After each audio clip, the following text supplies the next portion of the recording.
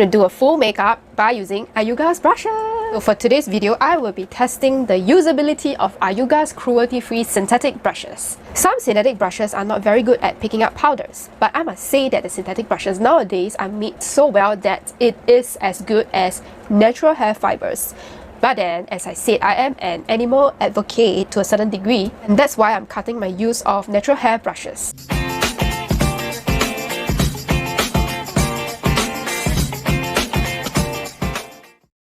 Hello my lovely sisters, I'm Jara and I'm happy to be doing another video sharing knowledge with you.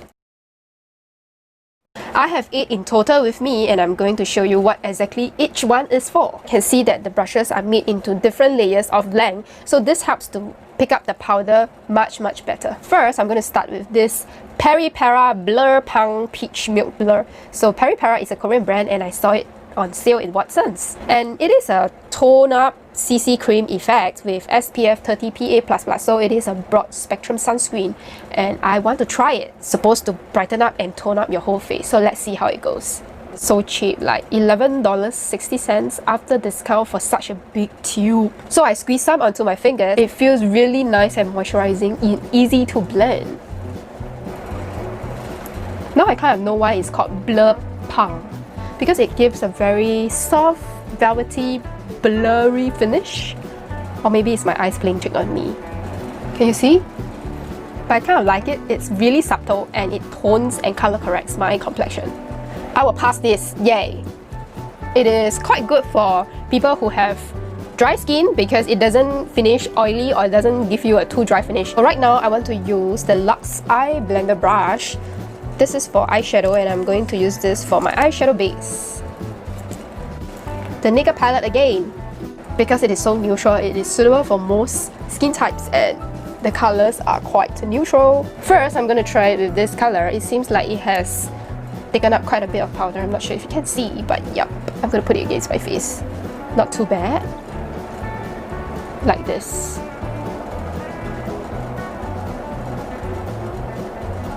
So this is a very light shimmery color. You can see that it has successfully been transferred onto my eyes. Even though the brushes has different names for you to easily identify the use, it doesn't mean that you can only use the brush for that purpose only. You can interchange all the brushes to make it as useful for you as possible in your whole makeup process. The reason why we have so many brushes is that we need to cut the time trying to wash our brushes in between, and if we need to interchange the colors, we don't need to worry that the colors from one brush would transfer onto the face in the wrong shade. Next, I'm going to use the same brush and I'm going to dip it in something that is more intense like this smoke color. It's like chocolate cocoa shimmer. And I'm going to blend it onto the eye socket, where this is my brow bone and this is my eyelid, the space in between. And it has successfully transferred onto my eyelid. I kind of blend it and I bring some of the powders down towards my lash line so that everything is seamless and blended. Okay, so now you see like everything is super shimmery, right? Don't worry because I haven't put on my foundation yet and everything is so glowy now. That's why you can't really tell, but yes, I'm sure you can see a difference of definition between my brow bone and eye socket and the previous pink shimmer that I have put on as the first base. Moving on, I want a darker eyeshadow color to emphasize my lash line. So the next one is the Luxe Smoky Shader Brush. So when you play with darker colors, you want to have more control, and that's why a smaller brush head is better for you in case you accidentally take up too much color and you swipe yourself into panda eyes. We do not want that.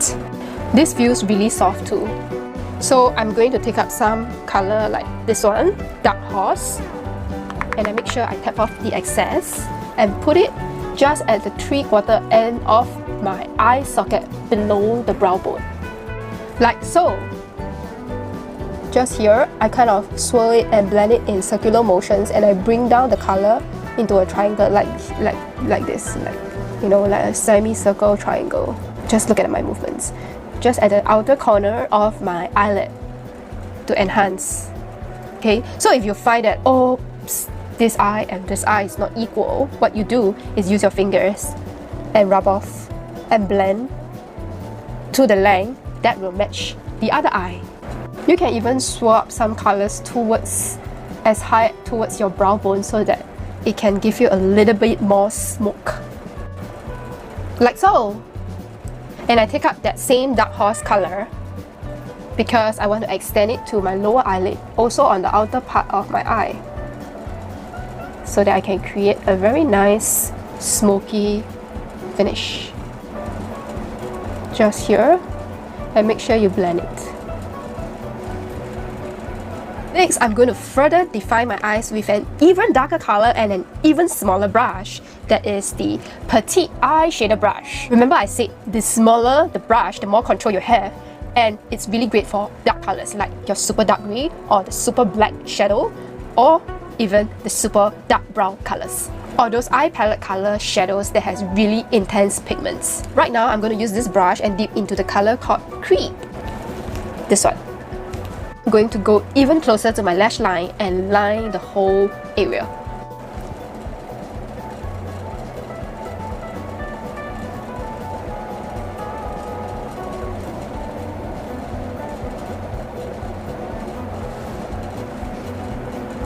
And I do the same for the bottom one, just that I make it even thinner and even tighter to the lower lash line. Like that.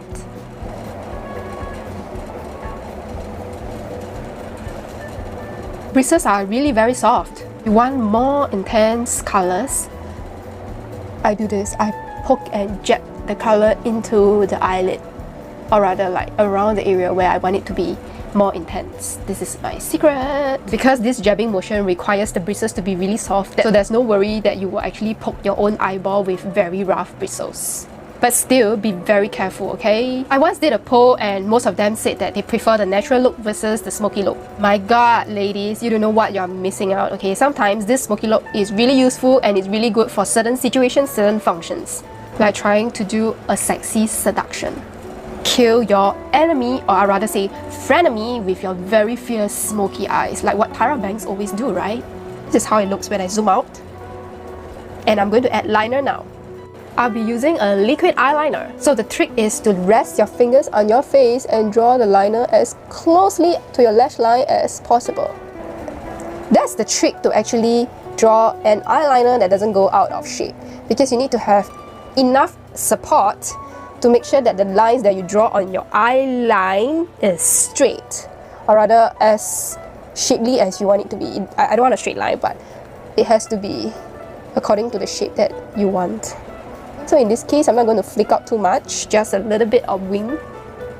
So this is how it looks. I'm going to skip mascara because I'm so lazy to remove it. And because I did a smoky finish, so it's okay not to do a mascara because I think there's more than enough eye makeup. I'm kind of happy with my eye makeup, and now I'm going to do my face. This is the foundation I'm going to use, the NARS Velvet Matte Skin Tint. I like it. I'm going to use this to apply my foundation. Please wet it beforehand, squeeze the water dry. If not, it will suck your foundation dry. Yo, this top really nice, but then the off shoulder is so annoying. Every time I have to poo poo poo. Okay, so now I kind of soaked it with water. Foundation, I'm going to just apply a light one, a finish that's light, and dab it around my face. Like so. Okay, so much for light, right? And then I use the sponge and I bounce it onto my face to blend in the foundation. Cover the areas that you want to cover. So for a quick finish, you can concentrate on your T-zone or the front of your face. Then blend it around towards your jawline and under your chin and your cheek.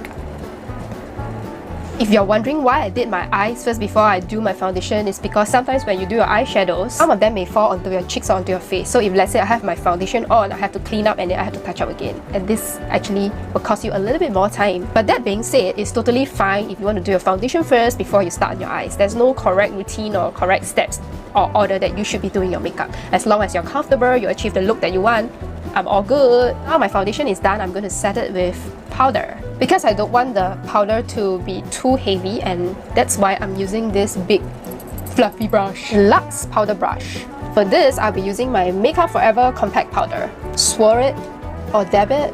Okay, tap some off and then I pat it onto my face, especially my T-zone. So soft, I love this. Pass. just to take away a little bit of shine and set in the foundation that I have applied. Zoom out.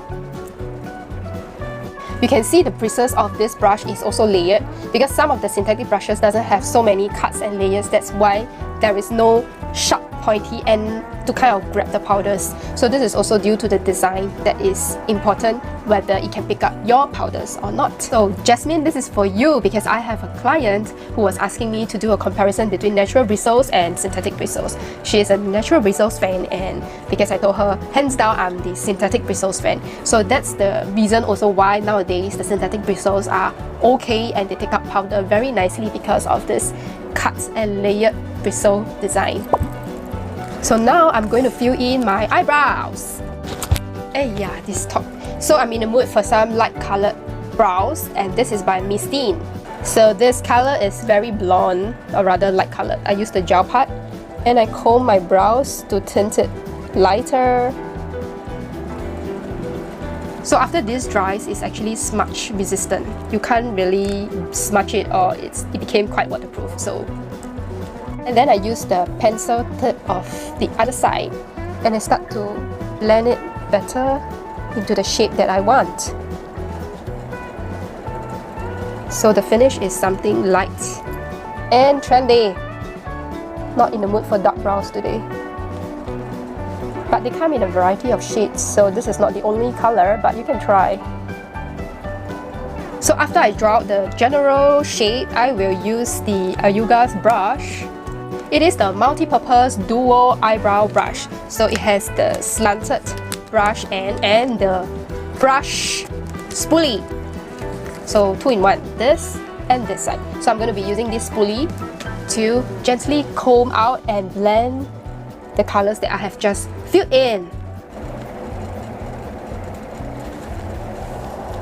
Ta-da! So this is how it looks. I zoom out, and the thing is, I like the spoolie because I need it to be soft so that in any case you need to blend it, right? I always kind of like do this firmly so that you won't feel like the pain or the friction against your skin. So spoolie brushes has to be soft. Some of them come in a very hard manufacture and it's really not nice to use. See that my brows are faded gently at the nose area. This is what we want to achieve.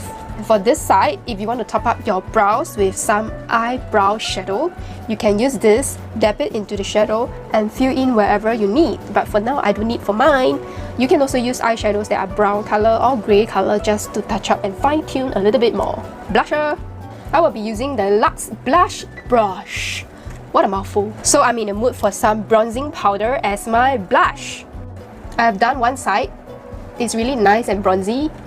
Suits my skin tone. I use this brush and I swipe it.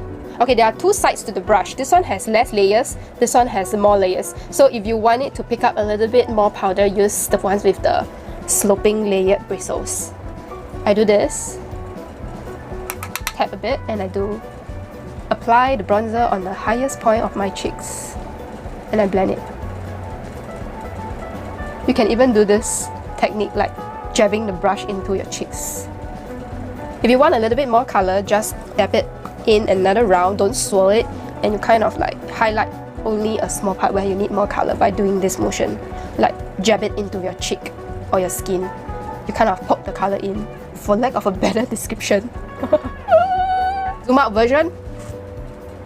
Okay, now I'm going to try the highlighter brush. I'm not going to use something too shimmery or glowy, just a little light colored mattifying powder that gives the highlight without the shimmer on my cheekbone here. Just a little bit. And I'll do the same for the other side. Okay, and some on my nose and forehead.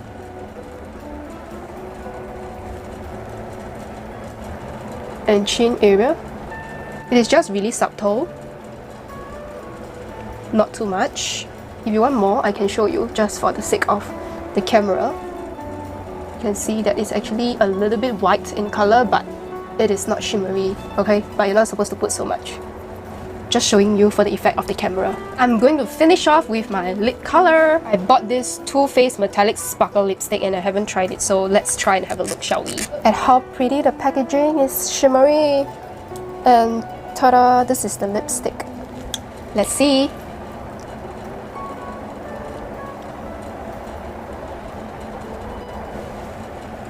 Ooh, not bad.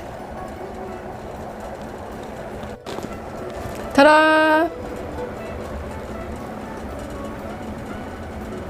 Sparkly. It is sparkly, but it's not too sparkly. I actually wanted to buy this for eyeshadow colors because it is a really nice trendy color that is warm.